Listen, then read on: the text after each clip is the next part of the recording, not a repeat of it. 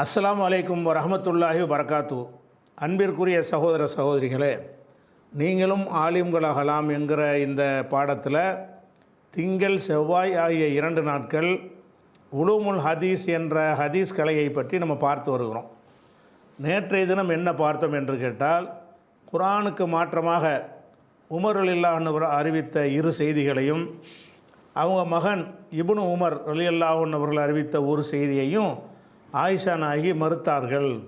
எதனால் மறுத்தார்கள் என்று கேட்டால், அந்த அறிவித்த அறிவிப்பாளர்களுடைய நம்பகத்தன்மை சரியில்லை என்பதற்காக மறுக்கலை, சொன்ன செய்தி குர்ஆனுக்கு மாற்றமாக இருக்குது என்பதற்காக மறுத்தார்கள் என்ற விஷயத்தை நம்ம பார்த்தோம். அதன் தொடர்ச்சியாக அதே மாதிரி அமைந்த இன்னொரு சம்பவத்தை பாருங்கள். இது முஸ்னத் அஹமதில் வந்திருக்கக்கூடிய ஒரு செய்தி. இந்த செய்தியில் என்ன வருதுன்னு கேட்டால், அன்ன ரஜுலைனி 2 மனிதர்கள் தஹலா அல ஆயிஷத்தை ஆயிஷா நாயிடத்தில் வந்தார்கள். ஒகாலா 2 பேரும் சொன்னார்கள், இன்ன அபாஹ ஹுரைரத்தை யுஹத்திசு, அபு ஹுரைரா அறிவிக்கிறார் என்று சொன்னார்கள். அபு ஹுரைரா என்ன அறிவிக்கிறாரே, அன்ன நபி அல்லாஹி ஸல்லல்லாஹு அலைஹி வஸல்லம் கான யகூல், நபி ஸல்லல்லாஹு அலைஹி வஸல்லம் அவர்கள் சொல்லிக்கொண்டே இருந்தார்கள், சொல்பவர்களாக இருந்தார்கள் என்று அபு ஹுரைரா அறிவிக்கிறார். என்ன நபி சொன்னார்கள் என்று கேட்டால், இன்னமத்தியரத்து, சகுனம் என்பது ஃபில் மர்அத்தி, பெண் விஷயத்திலும், ஒத்தாபத்தி, கால்நடை விஷயத்திலும், ஒத்தாரி, வீடு விஷயத்திலும் உண்டு. இந்த 3இல் தான் சகுனம் இருக்கிறது என்று ரசூலுல்லாஹ் சொன்னாங்கன்னு சொல்கிறார். அதாவது பொதுவாக ரசூலுல்லாஹ் ஏராளமான ஹதீஸில் சகுனம் இல்லைன்னு சொல்லிட்டாங்க. இந்த ஹதீஸில் என்ன வருதுன்னு கேட்டால், 3 விஷயத்தில் மாத்திரம் சகுனம் இருக்குது. சகுனம்டா என்ன? ஒரு காரியம் ஏதாவது ஒரு நல்லதோ கெட்டதோ நடக்கும் பொழுது, இதனால தான் நடந்துச்சு, அதனால தான் நடந்துச்சின்னு ஒரு காரணம் கற்பிக்கிறாங்க இல்லையா, அதுக்கு பேர் தான் சகுனம்ங்கிறது. ஒரு விஷயத்தை செய்ய போகிறோம், ஒரு பூனை குறுக்க வந்துருச்சு, அந்த காரியம் ஃபெயில் ஆயிடுச்சுன்னு சொன்னால், இந்த பூனை குறுக்க வந்ததுனால ஃபெயிலாக போச்சு, இப்படிலாம் சொல்வதற்கு பேர் சகுனம். இதை நம்பாதீங்கன்ற சொல்ல நிறைய எச்சரிக்கை பண்ணிட்டாங்க. இந்த ஹதீஸில் என்ன வருதுன்னு கேட்டால், 3 விஷயத்தில் சகுனம் இருக்கிறது என்று வருது. 3 விஷயம் என்னன்னு கேட்டால், ஒருத்தன் நல்ல வசதியாக இருப்பான், ஒரு பெண்ணை கல்யாணம் பண்ணுவான், முடிச்சு போயிடுவான், இந்த பெண்ணுனால தான் வந்துச்சுன்னு சொல்லலாமா. அந்த 3ல் பார்க்கலாம், இந்த 3 விஷயத்தில் சகுனம் இருக்குது. ஒத்தாபத்தி, சில கால்நடைகள், இந்த குதிரையை வாங்கினது முசீபத்து பிடிச்சி ஆட்டுது, அந்த ஆட்டை வாங்கியிருக்கக்கூடாது, இந்த மாட்டை வாங்கியிருக்கக்கூடாது, இந்த மாட்டை வாங்கும்போது நம்ம நல்லா இருந்தோம் இப்படின்னு சொல்லி இந்த கால்நடைகள் விஷயத்தில் சகுனம் இருக்கிறது. ஒத்தாரி, வீடு விஷயத்தில் சகுனம் இருக்கிறது. அந்த வீட்டில் இருக்கும்போது நல்லா வசதியாக இருந்தோம், இந்த வீட்டுக்கு வந்தோன்னே தரித்திரம் பிடிச்சிருச்சு அப்படின்னு சொல்லி சில வீடுகளை தரித்திரம் என்று சொல்வது, சில கால்நடைகளை தரித்திரம் என்று சொல்வது, சில பெண்களை தரித்திரம் என்று சொல்வது, இப்படி சொல்வதற்கு சொல்லலாம், இதில் இருக்கத்தான் செய்கிறது என்று ரசூலுல்லாஹ் சொன்னதாக அபூ ஹுரைரா அறிவிக்கிறார். அபூ ஹுரைரா அறிவித்ததாக ஆயிஷா நாயிடத்துன்னு சொல்கிறாங்க. அப்போ ஆயிஷா நாய் என்ன செய்கிறாங்கன்னு கேட்டால், வல்லதி அன்சலல் குர்ஆன் அலா அபுல் காசிம், அபுல் காசிமுக்கு குர்ஆனை இறக்கினவன் மீது ஆணையாக. அபுல் காசிம்னா ரசூலுல்லாஹ்வுடைய குன்யத்து பேர், ஏற்கனவே சொல்லிட்டேன். வல்லதி அன்சலல் குர்ஆன அலா அபுல் காசிம், அபுல் காசிமுக்கு குர்ஆனை இறக்கிய அல்லாஹ் மீது ஆணையாக சொல்கிறேன், மாஹா கதா கான யகூல், இப்படி ரசூலுல்லாஹ் சொல்பவர்களாக இருக்கவே இல்லை. இவர் எப்படி சொன்னதாக சொல்கிறாரோ அபூ ஹுரைரா, அந்த மாதிரி ரசூல் ஸல்லல்லாஹு அலைஹி வஸல்லம் சொல்லவே இல்லை.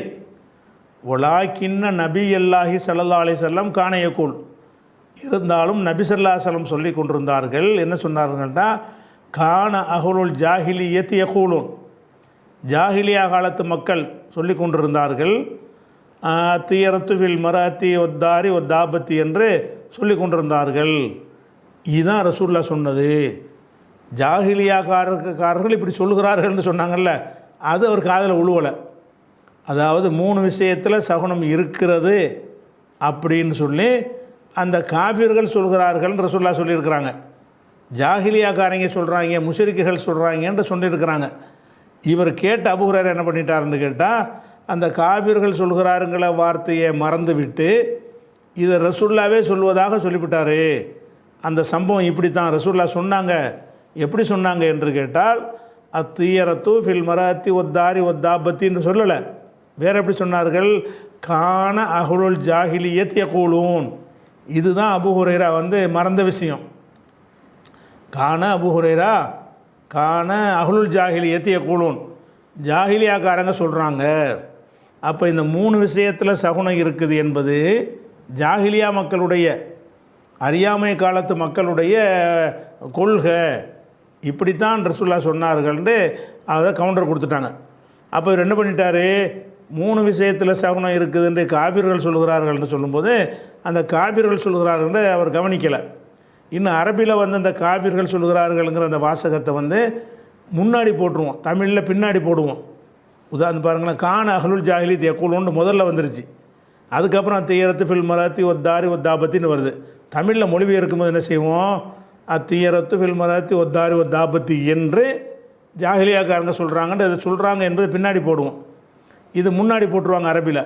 அப்போ இதை சொல்லும்போது அவருக்கு ரசூல்லா சொல்லும்போது வந்திருக்க மாட்டார். கான அஹ்லுல் ஜாஹிலியத் யகூலூன்னு ரசூல்லா சொல்லிவிட்டு இதை சொல்கிறாங்கல்ல, அந்த வார்த்தையை சொல்லும்போது உள்ளே நுழைஞ்சிருப்பார். அது காதில் விழுந்திருக்காது. எது மட்டும் விழுந்திருக்கேன்? அத்தீயரத்து ஃபில் மராத்தி ஒத்தாரி ஒத்தாபத்தின்னு விழுந்திருக்குது.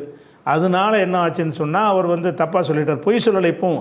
இப்போவும் அபூ ஹுரைராவை அவங்க பொய்யாக ஆக்கலை. எப்படி சொல்கிறாங்க? இப்படி சொல்வதற்கு ஏற்றவாறு வேறு விதமாக சொன்னாங்க. இவர் என்ன செஞ்சிட்டாருன்னு கேட்டால் அதை விளங்காமையோ மறதியாகவோ கவனிக்காமையோ ரசூல்லாவே இதை ஆதரித்த மாதிரி என்ன செஞ்சிட்டாரு? சொல்லிட்டாரு என்று சொல்கிறாங்க. சொல்லிவிட்டு மேலும் ஒரு காரணம் சொல்கிறாங்க. சும்மா கராத் ஆயிஷா, பிறகு ஆயிஷா நாயி ஓதலானார்கள். ஓதி காட்டுறாங்க. மா அசாப மின் முசீபத்தின் ஃபில்லார்லி, பூமியில் எந்த ஒரு முசீபத்து ஏற்பட்டாலும், உலாஃபி அம்புசிக்கும், உங்களுக்கே ஒரு முசீபத்து ஏற்பட்டாலும், இல்லாஃபி கிதாப், அது பதிவேட்டில் இல்லாமல் கிடையாது. எது எனக்கு நடக்கிறதோ அது ஏற்கனவே எழுதியாச்சு. அப்போ என்ன இந்த பொம்பளையினால் வந்துச்சு, இந்த குதிரையினால் வந்துச்சு, இந்த வீட்டுனால் வந்துச்சு நான் சொல்கிறேன். அப்படி பேசிக் மாற்றம் தானே. இதனால தான் அது வந்துச்சு, அதனால தான் இது வந்துச்சு, நீ காரணம் கற்பித்தல் என்பது இந்த வசனத்துக்கு மாற்றும். அவங்க சொல்கிற கருத்துப்படி இது அல் ஹதீதுங்கிற அத்தியாயத்தில் 22வது வசனத்தில் இருக்கிறது. அப்போ இதில் என்னென்னு கேட்டால், ஆயிஷா நாயிட்ட இதை சொல்கிறவங்க அபூ ஹுரைரா சொன்னா தான் சொல்கிறாங்க 2 பேரும். அபூ ஹுரைராவெலாம் அப்படி சொல்லியிருக்க மாட்டார்னு ஆயிஷா நாய் மறுக்கவே இல்லை. ரசூல்லா இப்படி சொல்லியிருக்க மாட்டாங்க, சொல்லலை. ஏன் சொல்லலைன்னு கேட்டால், இப்படி தான் காஃபிர்கள் சொல்லிக்கிட்டு இருக்கிறாங்கன்னு தான் ரசூல்லா சொன்னாங்க. ரசூல்லா இதை சொல்லலை என்று மறுத்துட்டாங்க. இப்போ நம்ம காலத்தில் எடுத்து பார்த்தோம்னா லா தீயரத்தன்னு ஒட்டுமொத்தமாக அந்த சகுனம் இல்லைன்னு மறுத்த ஏராளமான ஹதீஸ்கள் இப்போ நமக்கு கிடைக்கிறது. அதையெல்லாம் வச்சு பார்க்கும் பொழுது அபூ ஹுரைரா சொன்னது மிஸ்டேக்காக சொல்லிட்டாரு. அதில் நம்ம என்னத்தை பார்க்கணும்? மெசேஜை பார்க்குறோம். இந்த மெசேஜ் ரசூல் சொல்லுவாங்களா? அடிப்படை இஸ்லாத்தின் அடிப்படையை மாற்றுற மாதிரி சகுனம் இதெல்லாம் ஒழிக்கத்தான் வந்திருக்கிறாங்க. எதை ஒழிக்க வந்தார்களோ அதை ஆதரிக்கிற மாதிரி, அந்த 3 விஷயங்களில் மட்டும் சொல்லி பெண்களை கேவலப்படுத்துகிற மாதிரி. அப்படி தான் நீ உலகத்தில் நிறைய குடும்ப விஷயங்களில் எதனால் நடக்கிறது? கல்யாணம் பண்ணோன்னு ஏதோ சில பிரச்சனைகள் ஏற்பட்டுரும். இவள் வந்ததுனால தான் இப்படிம்பாங்க, வழங்குதா? அப்போ இந்த மாதிரியெல்லாம் ஒரு பெண்ணை சொல்லி புண்படுத்தி அவளை இழிவுபடுத்தி கொண்டிருக்கிறது எவ்வளோ பெரிய கொடூரமான ஒரு விஷயம். அதையெல்லாம் ஒழிக்க வந்த ரசூல் ஸல்லல்லாஹு அலைஹி வஸல்லம் அவர்கள் இந்த பொம்பளைனால தான் அப்படி வந்துச்சு, இந்த வீட்டினால தான் வந்துச்சு, இந்த மாட்டினால தான் வந்துச்சு அப்படின்னு சொல்லியிருப்பாங்களான்னா சொல்லியே இருக்க மாட்டாங்கன்னு நமக்கு பொது அறிவே சொல்கிறது. ஆயிஷா நாயகியும் அந்த அடிப்படையில் தான் அபூ ஹுரைரா சொன்னது தப்பு, பிழை, குர்ஆனுக்கு மாற்றும். இன்னும் சொல்ல போனால் நடந்த செய்தி இதுதான் என்று தெரிஞ்சு வேறு இருக்குது. அந்த செய்திக்கு அதில் பாதியை மறந்துட்டு என்ன செய்கிறார் அவர் சொல்லியிருக்கிறாருன்னு மறுக்கிறாங்க. அப்போ இதெல்லாம் எதை காட்டுது? அறிவிப்பாளர்கள் சரியாக இருந்தாலும், அபூ ஹுரைரா நல்ல அறிவிப்பாளர் தானே, அவர் சரியாக இருந்தாலும் சொல்கிற விஷயம் சரியாக இல்லை, மத்தன் சரியாக இல்லை, சனது சரியாக இருக்கிறது, மத்தன் சரியாக இல்லை என்பதற்காகத்தான் அதை மறுக்கிறாங்க. நல்லா விளங்குது. அதுக்கப்புறம் இன்னொரு அடிப்படை நீங்கள் பாருங்கள். இப்போ நம்மளாக பார்க்குறது, இப்போ நம்மளாக என்ன செய்கிறோம் அதை பார்க்குறோம். என்ன பார்க்குறோம்னு கேட்டால், ரசூல் ஸல்லல்லாஹு அலைஹி வஸல்லம் மேராஜுக்கு போனாங்க. எல்லாருக்கும் குழந்தை பிள்ளைகிட்ட கேட்டான்னு சொல்லுவாங்க. மேராஜுக்கு எப்போ போனாங்க? நபியாக ஆன பிறகு, இறை தூதர் ஆன பிறகு அவங்கள அழைச்சிக்கிட்டு போய் எப்போ தான் தொழுகையெல்லாம் கடமையாக்குனுச்சுங்கிற ஒரு செய்தியை வந்து எல்லா முஸ்லீம்களும் அறிந்து 72 கூட்டத்தில் உள்ளவங்களும் ஒரு மேம்போக்காகவாவது அறிந்து வைத்திருக்கிறார்கள் மேராஜ் என்கிற ஒரு நிகழ்வை. அப்போ இந்த மேராஜ் என்பது எப்போ நிகழுதுன்னு கேட்டால் நபியாக ஆன பிறகு தான் இது நிகழ்ந்திருக்குது. அப்போ தான் தொழுகையெல்லாம் கடமையாக்க முடியும். சில ஹதீஸுகளில் இந்த மேராஜ் என்பது நபி ஆகிறதுக்கு முன்னாடி நடந்துச்சு. ரசூல்லா நபியாக ஆக்கப்பட்டாங்கல்ல, அதுக்கு முன்னாடியே என்ன செஞ்சுட்டா மேராஜுக்காரில் அழைச்சிக்கிட்டு போயிட்டான்னு சொல்லி வருது, சில ஹதீஸுகளில் வருது. அப்போ மேராஜ் முன்னாடி வந்துச்சுங்கிறத எந்த ஒரு இந்த நம்ம குர்ஆனுக்கு முரண்பட்ட ஹதீஸுகளை ஏற்றுக்கணுங்கிறாங்களே, அவங்கள்ட்ட யார்கிட்ட வேணாலும் கேட்டுங்க, அதை ஒப்புக்கொள்வாங்களா? வஹி அறிவிக்க முந்தி அழைச்சிக்கிட்டு போயிருந்தா அப்போ எதுக்காக வண்டி ஜிப்ரீல் வரும்போது பயப்பட போகிறாங்க? நமக்கு என்னமோ ஏற்பட்டுருச்சுன்னு இதுக்கு அச்சப்படுறாங்க. எதுக்காக வேண்டி வரக்காட்டை கூட்டிகிட்டு போகிறாங்க? நடுநடங்கி போய் என்னை போர்த்துங்கள் எதுக்காக வேண்டி சொன்னாங்க? அதுக்கு பிறகு அவர் சொல்லி ஆறுதல் படுத்தின பிறகு தான் நம்ம விஷயமே அவங்களுக்கு தெரிய வந்தது. அப்போ மேராஜுக்கு முன்னாடியே போயிட்டு வந்தாங்கன்னு சொன்னால் உங்களோட ஜிப்ரீலை முன்னாடியே பார்த்துருக்குறாங்க, அப்படி தானே அர்த்தம். ஜிம்ராஜுக்கு போயிட்டு வந்தாச்சு. அப்போ அந்த ஜிப்ரீல் வந்து ஒன்றே தான் எதிர்பார்த்துட்டு இருந்தேன் வார்டில் சொல்லியிருப்பாங்க. என்ன எதிர்பார்த்து நடுநடுங்கினாங்கன்னு வருத. அப்போ குர்ஆனில் ஹதீஸில் வந்து ரசூல்லா நபி அவருக்கு முன்னாடி மேராஜுக்கு போனாங்க என்று சொன்னால் அதை நீங்கள் ஏற்றுக்குருவீங்களா? யாராச்சும் ஏற்றுக்குருவாங்களா? ஏற்றுக்கிற மாட்டாங்க. யாராச்சும் ஏற்றுக்கிற விட்டுருவோம். இதை அறிஞர்கள் என்ன சொன்னாங்கிறத பார்த்துட்டு இருக்கிறோம். முதல்ல அந்த ஹதீஸை பாருங்கள். இது புகாரியில் 3570. அதில் என்ன வருதுன்னு கேட்டால், அதாவது யுஹத்திசுனா அன் லைலத்தின் உஸ்ரிய பின் நபி, அதான் அனஸ் அறிவிக்கிறாங்களாம். சமயத்து அனசபுன மாலிக்கின், அனசபுன மாலிக்கிட்டு நான் கேட்டேன். யுஹத்திசுனா எங்களுக்கு அறிவித்தார். அன் லைலத்தி உஸ்ரிய பின் நபி ஸல்லல்லாஹு அலைஹி வஸல்லம், ரசூலுல்லாவை இஸ்ரா நள்ளிரவில் அழைச்சிக்கிட்டு போனான்ல, இஸ்ரா மேராஜ்லாம் என்ன ஒன்று தான், அழைத்து சொன்ற இரவை பற்றி எங்களுக்கு அறிவித்தார். எங்கேருந்து அழைச்சேன்? நான் மின் மஸ்ஜிதில் காபாவுடைய மஸ்ஜிதில் இருந்து அழைத்து சென்றாங்க இல்லையா, அதை பற்றி எங்களுக்கு அறிவித்தார். எப்படி அறிவித்தார்? ஜா சலாசத்து நஃபரின், 3 மனிதர்கள் வந்தார்கள். கபுலா யுஹா இலைஹி, அவங்களுக்கு வஹி அருளப்படும் காலத்திற்கு முன்னால், ரசூலுல்லாவுக்கு வஹி அருளப்படும் காலத்திற்கு முன்னால் வந்தார். ஒஹுவ நாயிமுன் ஃபி மஸ்ஜிதுல் ஹராமி, மஸ்ஜிதுல் ஹராமில் அவங்க தூங்கி கொண்டிருந்தார்கள். அப்போ ஒவ்வொருத்தரும் ஒவ்வொரு விஷயத்தை பேசுகிறாங்க. பேசிட்டு ஒரு நாள் தூங்கிட்டு போயிட்டாங்களா, அதுக்கப்புறம் வந்து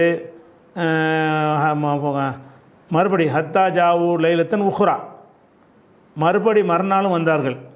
அப்போ ரசூல் ஸல்லல்லாஹு அலைஹி வஸல்லமுடைய கண்கள் உறங்கி கொண்டிருந்தது, அவங்களுடைய வந்து கல்பு உறங்காமல் இருந்தது. ஐனுஹு நாயிமத்துன் ஒலாயனாவும் கல்புஹு, அவங்களுடைய கண்கள் உறங்கி கொண்டிருந்தன, கல்பு உறங்கலை.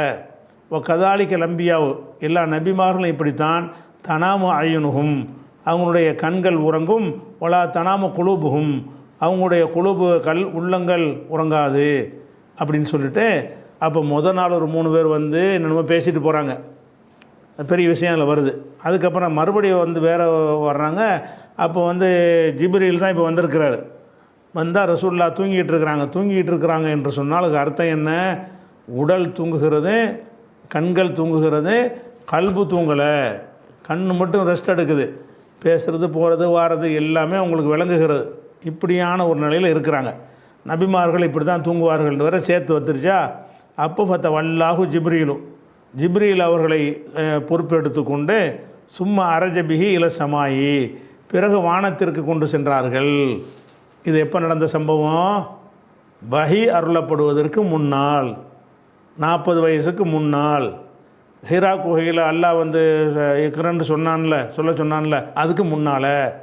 அப்போ வஹி அருளப்படுவதற்கு முன்னாடியே ரசூலுல்லா வந்து ஜிப்ரீல் அலைஹிஸ்ஸலாம் வந்து மேராஜி கூட்டிகிட்டு போனாங்க என்று ஒரு ஹதீஸ் புகாரில் இருக்குது. இதை வந்து எப்படி அறிஞர்கள் மறுக்கிறாங்க? 2வது விஷயம், இதை கேட்கும்போது உங்களுக்கே தெரியும் இது சரியில்லைண்டு. இந்த அப்படி ஒரு ஹதீஸில் ஒரு விதியே இல்லைங்கிறாங்கல்ல, அவங்கள்ட்ட போய் கேளுங்க இதை ஏற்றுக்கிறீங்களான்னு சொல்லி. நபி அவருக்கு முன்னாடி மேராஜுக்கு போனாங்களான்னு கேளுங்க. அவங்களே சொல்ல மாட்டாங்க, இல்லை இப்போ பிந்தி தான் போனது, என்று. ஆனால் இதில் அப்படி தான் வருது, நபியாக ஆவதற்கு முன்னாடி தான் இது நடந்திருக்குதுன்னு சொல்லி.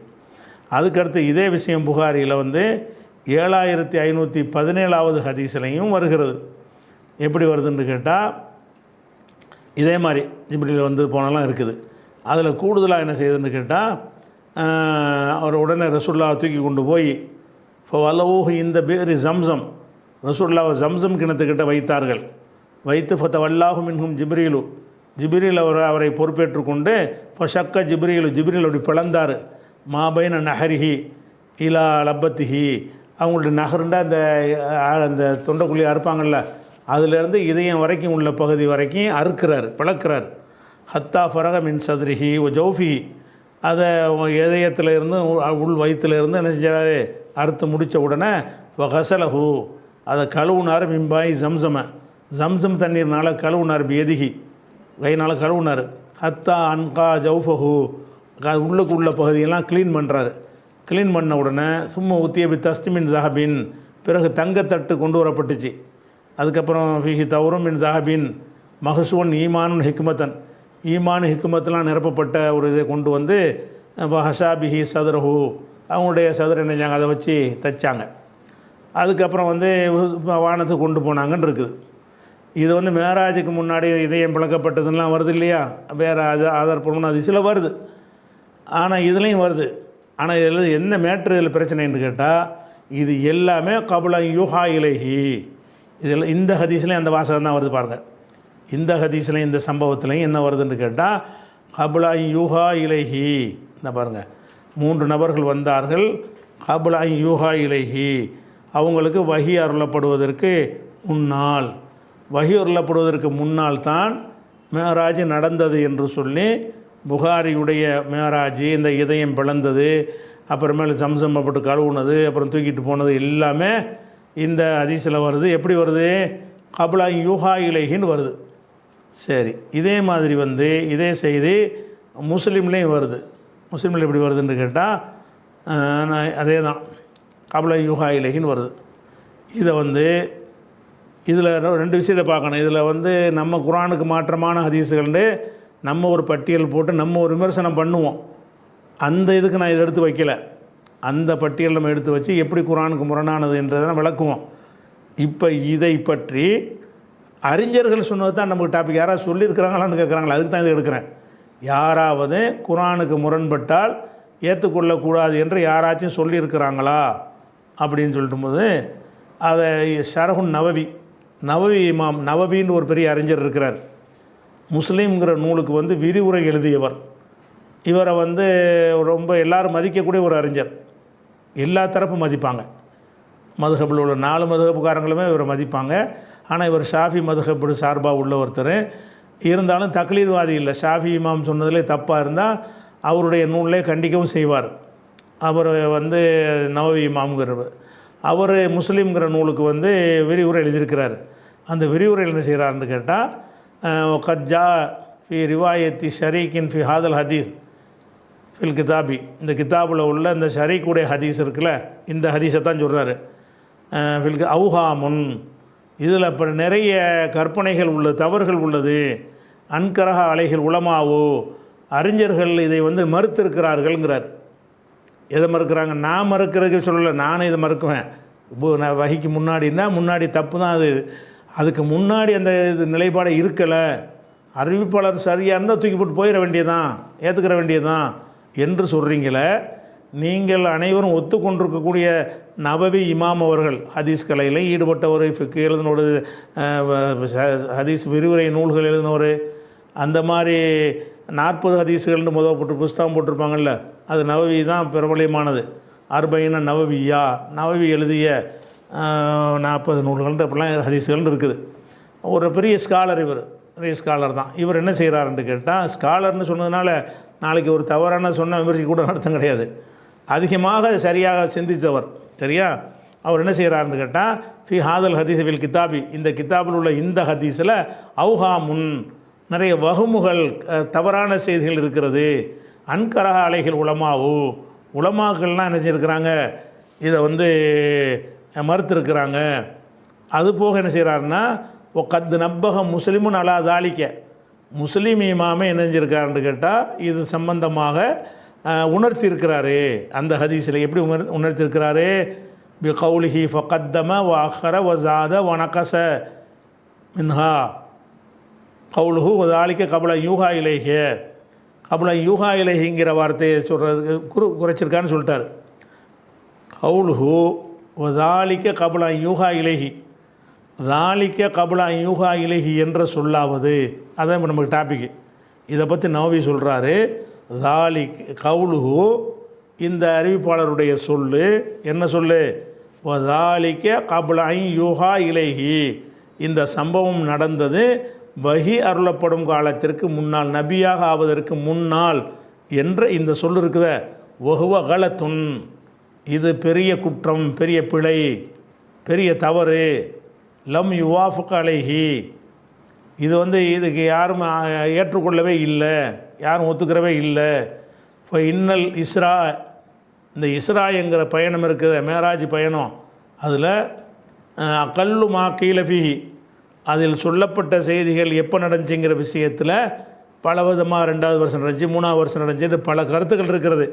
குறைச்சி சொல்வதாக இருந்தால் அன்னஹு கான பாத மபதிஹி ஸல்லல்லாஹு அலைஹி வஸல்லம் ஹம்சத்து அஷர ஷஹரன், 15 மாதத்துக்கு பின்னாடி தான் நடந்தது. குறைஞ்சி சில ஹதீஸில் 2 வருஷத்தில் 3 வருஷத்தில் நடந்தது என்று பல வருடங்களை போட்டு வருகிறது.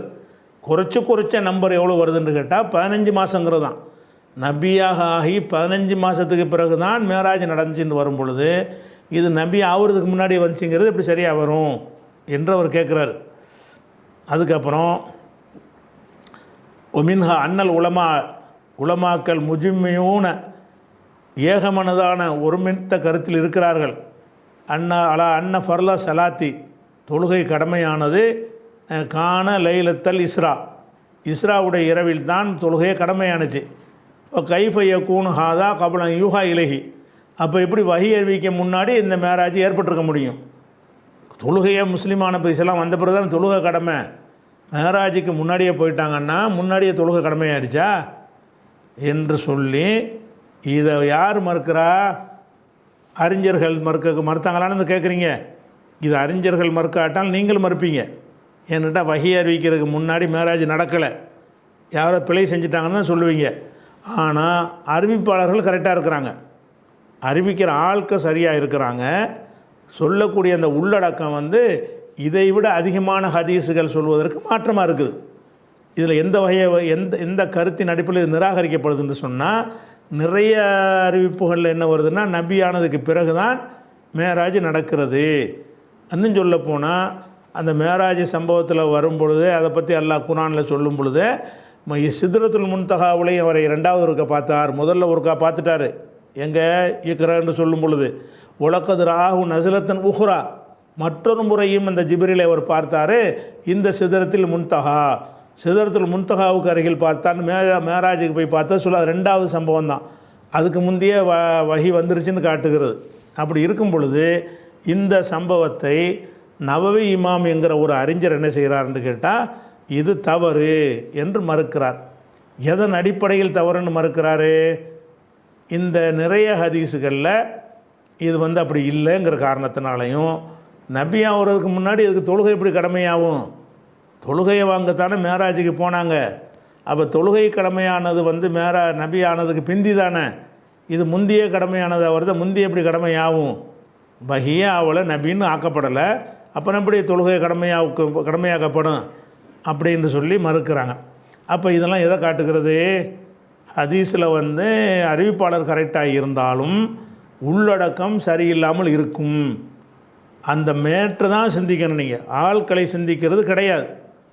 ஆட்களையும் சிந்திப்போம் எப்போ? மேட்டர் சரியாக வந்த பிறகு. மேட்டர்னா உள்ளடக்கம், மெசேஜ், செய்தி, கருத்து சரியாக இருக்கு என்று சொன்னதற்கு பிறகுதான் அறிவிப்பாளர்களை பற்றிய சனதை பேசணுமே தவிர அதுக்கு முன்னாடி பேசக்கூடாது என்ற காரணத்தினால தான் இந்த ஹதீஸுகளை, புகாரில் வரக்கூடிய இந்த ஹதீஸு, முஸ்லீமில் உள்ள இந்த ஹதீஸுகளை எல்லாம் முஸ்லீமுக்கு விரிவுரை எழுதிய நவவி இமாம் அவர்கள் அந்த முஸ்லீமுடைய அந்த ஹதீஸு கீழே தான் இதெல்லாம் எழுதி என்ன செய்கிறாங்க? இது கலத்து என்று சொல்கிறார்கள், அவர் என்று சொல்கிறார்கள். அப்போ அறிஞர்கள் பார்வை எப்படி இருக்குது? அறிஞர்கள் யாரும் சொல்லலைங்கிறீங்களே, இவர் அறிஞரா இல்லையா? சஹாபாக்கள் சொன்னதை நம்ம காட்டிவிட்டோம். இவர் அறிஞரா இல்லையா? அறிஞர் தானே. அறிஞர் என்ன சொல்கிறாரு? இந்த ஹதீஸ் தப்புங்கிறாரு. எதனால் தப்புங்கிறாரு? இந்த அறிவிப்பாளர்கிட்ட பலவீனம் இருக்கின்ற தப்புங்கிறாரு? இல்லை. எதனால் தப்புங்கிறாரு? இந்த கண்டென்ட்டு சரியாக இல்லை, இதில் சொல்லக்கூடிய அந்த உள்ளடக்கம் சரியாக இல்லை, மேராஜ் நடந்ததை பற்றி பிழையான தகவலை இது சொல்கிறது அப்படின்னு சொல்கிற காட்சியை பார்க்குறோம். அப்போ இதில் நம்ம என்ன சிந்திக்கிறோம்? அந்த ஹதீஸில் இது முக்கியமான விதியாக இருக்க போய் தான் நவவி அவர்களால் இப்படி சொல்ல முடிந்தது என்று பார்க்குறோம். அதே மாதிரி புகாரியில் ஒரு ஹதீஸ் இருக்குது. என்ன ஹதீஸு? 3350வது ஹதீஸ். இந்த ஹதீஸை அறிஞர்கள் ஹதீஸுக்கு விரிவுரை எழுதக்கூடியவர்கள், ஷரஹ் எழுதினவங்க இருப்பாங்கள்ல, அந்த புகாரியுடைய நூலை பெரிது எடுத்த அறிஞர்கள் அவங்க என்ன செய்கிறாங்கன்னு கேட்டால் இந்த 3350 ஹதீஸை மறுத்திருக்கிறாங்க. அது என்ன ஹதீஸை சொல்லுதுன்னு கேட்டால், ரசூலுல்லாஹ் சொன்னாங்களாம். என்ன சொன்னாங்க? எல்கா இப்ராஹிமு, எல்காண்டா சந்திப்பார், லக்கிய எல்கா சந்திப்பார் இப்ராஹிம், இப்ராஹிம் அவர்கள் சந்திப்பார்கள். அபாஹு ஆசர, அவங்க தந்தை ஆசரை சந்திப்பார். இப்ராஹிம் நபி மறுமை நாளில் எல்லாம் எழுப்பினவுடனே எல்லோரும் தான் ஒருத்தர் பார்ப்போமே, இப்ராஹிம் நபி அவங்க வாப்பாவையும் பார்ப்பார். எப்படி யௌமுல் கியாமத்தில் வாலா வஜ்ஹி ஆசர ஃபத்தரத்துன் கபரத்துன், ஆதருடைய முகத்தில் ஒரு விதமான கருமையும் புடிது படிந்தும் மூஞ்சி சரியாக இருக்காது, கருப்படிச்சிருக்கும். அவருடைய ஆசர் பார்ப்பாங்க, ஆள் சரியாக இருக்க மாட்டார். அப்போ இப்போ யகூலுலஹு இப்ராஹிம், அவரிடத்தில் இப்ராஹிம் சொல்லுவாங்களாம், மகனார் தகப்பனாரை பார்த்து சொல்லுவாங்க. எப்படி சொல்லுவாங்கன்னா, அலம் அக்குள்ளக்கலா தாசினி, எனக்கு மாறு செய்ய வேண்டாம்னு ஒன்று சொல்லலையா, என் சொல்ல கேளுன்னு சொன்ன கேட்டியா வாப்பான்னு சொல்லுவார். அலம் அக்குள்ளக்க, நான் உமக்கு சொல்லவில்லையா, லா தாசினி, எனக்கு மாறு செய்யாதீங்க, என் கட்டளையை மீறாதீங்க என்று நான் உங்களுக்கு தகப்பனாகிய உங்களுக்கு நான் சொல்லலையா என்று கேட்பார். இப்போ யக்கூல் அபூஹு, அப்போ அவங்க தகப்பனார் சொல்லுவார், யாசர் சொல்லுவார், ஃபல் யௌமலா ஆசிக்க, இன்றைக்கி நான் மீற மாட்டேன்.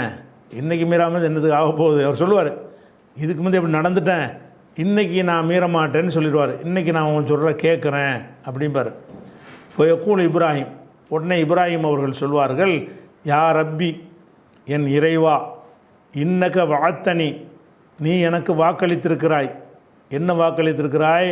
அல்லா துஹுசியனி யௌம யுபாசூன், எழுப்பப்படுகிற நாளில் என்னை இழிவுபடுத்த மாட்டேன் என்று நீ வாக்களித்திருக்கிறாய்.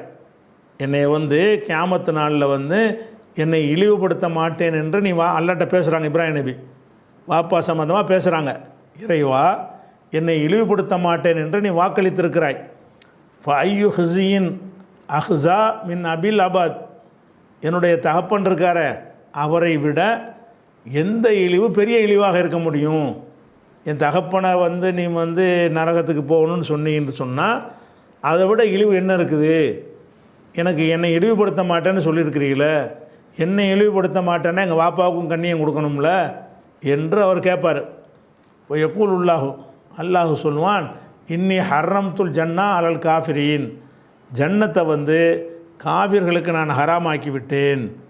இன்னி ஹர்ரம்துல் ஜன்னத்தை அலல் காஃபிரீன், சொர்க்கத்தை காஃபிர்களுக்கு ஹராமாக்கிட்டேன் என்று அல்லாஹ் சொல்லிவிட்டு, சும்ம யுகாலு, பிறகு சொல்லப்படும், யா இப்ராஹிம், இப்ராஹிமே, மா தகுத்த ரிஜிலைக்க, உன்னுடைய காலுக்கு கீழே என்ன இருக்குது? இப்ராஹிம் நபி வாப்பாவுக்கு ரெக்கமெண்ட் பண்ணுவாங்க. அல்லாஹ் என்ன செய்வான்னு கேட்டால், உன் காலுக்கு கீழே பாருன்னு சொல்லுவான். ஃபையல்னூர் அவர் பார்ப்பார். ஃபொய்தாஹு பிதீஹின் முல்தத்ஹின், அப்போ ரத்தம் தோய்ந்த ஒரு நிலையில் கழுதை புலி ஒன்று இருக்கும். தீஹ்னா கழுத புலி, முல்தத்ஹினா பித்தமி, ரத்தம் தோய்க்கப்பட்ட நிலையில் ஒரு கழுதை புலி நிற்கும். அவன் கழுதை புலியை பார்ப்பாங்க. பார்த்த உடனே ஃபயூஹது பி கவாயிமிஹி, அதனுடைய கால்களை பிடித்து ஃபயுல்கா ஃபின்னாரி, நரகத்தில் போடப்படும் அப்படின்னு சொல்லி அந்த ஹதீஸில் வருது. இந்த ஹதீஸில் என்ன இருக்குன்னு கேட்டால், இப்ராஹிம் நபியுடைய தகப்பனாருக்கு நரகம்னு நல்லா முடிவெடுத்துட்டான். அப்போ இப்ராஹிம் நபி வந்து அல்லாட்ட கேட்குறாங்க, யாரெல்லாம் என்னை இழிவுபடுத்த மாட்டேன்னு சொன்னீங்க, அப்போ அதுக்கு மாற்றமாக இப்படி செய்கிறியேன்னு கேட்கும் பொழுது, நான் வந்து சொர்க்கத்தை வந்து காஃபிர் ஹராம் ஆக்கிட்டேன்னு சொல்லிவிட்டான். சொல்லிவிட்டு அவர் தகப்பனாரை வந்து கழுதை புலியாக மாற்றி தூக்கி போடுறான். கழுதை புலி இல்லை, அது தகப்பனாராக தூக்கி போட்டால் தானே உனக்கு வருத்தமாக இருக்கும் என்று சொல்லி கழுதை புலி மாதிரி அவரை மாற்றி காலை பிடிச்சி தூக்கி நரகத்தில் எரிஞ்சிருவாங்க அப்படின்னு வருது. அப்போ வாப்பாவுக்கு ரெக்கமெண்ட் பண்ண முடியாது காஃபிராக இருந்ததுனால. இந்த ஒரு ஹதீஸ் புகாரில் வருது. சரி, இதில் வந்து அவர் எடுத்து காட்டினார்ல, எனக்கு வாக்களித்தா என்று எடுத்து காட்டினார்ல, அதையும் தெரிஞ்சுக்கணும். 26வது அத்தியாயத்தில் 87வது வசனத்தை தான் அவர் சுட்டி காட்டுறாரு. எப்படி? வலா துஹுசினி யோம யுபாசூன், எழுப்பப்படும் நாளில் என்னை இழிவுபடுத்துகிறாதா அல்லா, எனக்கு என்னென்ன வேணும்லாம் அவர் கேட்குறாரு. நிறைய விஷயத்தை கேட்குறாரு. என்னை மன்னிச்சிரு, எனக்கு பின்வரக்கூடிய மக்கள்கிட்ட என்னுடைய புகழை நிலைக்க செய்யி, சொர்க்கத்துக்கு என்னை வாரிசாக ஆக்கு அப்படின்னு சொல்லும் பொழுது அந்த துவாவில் ஒரு துவா தான் வலா துஹுசினி யௌம யுபாசூன், எழுப்பப்படும் நாளில் என்னை இழிவுபடுத்தாதேன்னு அவர் கேட்பார். இதை அல்லாஹ் ஏற்றுக்கிட்டேன்றான், இழிவுபடுத்த மாட்டேன்ட்டு.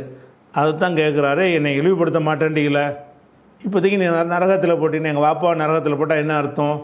இழிவு தானே படுத்துகிற அப்படின்னு கேட்கும் பொழுது அல்லாஹ் வந்து என்ன செய்வான், ஒரு கோரிக்கையை நிராகரித்து விட்டு அவர் தகப்பனாரை கழுதை புலியாக மாற்றி நரகத்தில் தூக்கி போட்டுருவான் அப்படின்னு வருது. இந்த ஹதீஸுக்கு ஃபத்ஹுல் பாரிங்கிறது ஒரு விரிவுரை நூல், புகாரியுடைய விரிவுரை நூல். புகாரிங்கிற ஹதீஸ் இருக்குல்ல, இந்த புகாரிக்கு வந்து ஷரஹ் விரிவுரை நூல் எழுதியவர்களில் நிறைய பேர் எழுதினாலும் அதில் ஃபஸ்ட்டு இடத்துல இருக்கக்கூடியவர் யார்? இப்னு ஹஜர். அவர் எழுதினது தான் ஃபத்ஹுல் பாரிங்கிறது. இந்த ஃபத்ஹுல் பாரிங்கிற ஒவ்வொரு ஹதீஸையும் போட்டு அதை தஃப்சீர் பண்ணுவார். தேவையான விளக்கங்கள் குறிப்புகள்லாம் கொடுப்பார். ஒவ்வொரு அறிவிப்பாளரை பற்றி கொடுப்பார், சொல்லுக்கு சொல்ல அர்த்தம் கொடுப்பார், ஒட்டுமொத்த கருத்தை கொடுப்பார், இந்த கருத்துடைய ஹதீஸ் எங்கெல்லாம் வந்திருக்குன்னு சொல்லுவார். நிறைய ஒரு விரிவுரைனா எப்படி இருக்கணும் என்பதற்கு ஒரு எடுத்துக்காட்டாக கூட இதையே சொல்லலாம். அதுபோக ஒரு ஹதீஸை போட்டிகள்னா இந்த ஹதீஸ் ரிலேட்டிவாக என்னென்ன ஹதீஸெல்லாம் வருதுன்னு சொல்லி அவ்வளோ கித்தாப்பில் உள்ள ஹதீஸையும் கொண்டாந்து போடுவார். அவ்வளோ யாவசக்தி. அது மாதிரியான ஒரு ஆளையார் இப்னு ஹஜர். அவர் ஃபத்ஹுல் பாரின்னு விரிவுரை எழுதியிருக்கிறார். அந்த விரிவுரையில் இந்த ஹதீஸை பற்றி ஒரு விமர்சனம் குறிப்பிடுறார். அது என்ன என்பது இன்ஷா அல்லாஹ் என்ன செய்வோம், அதை நம்ம வந்து நாளைக்கு பார்ப்போம்.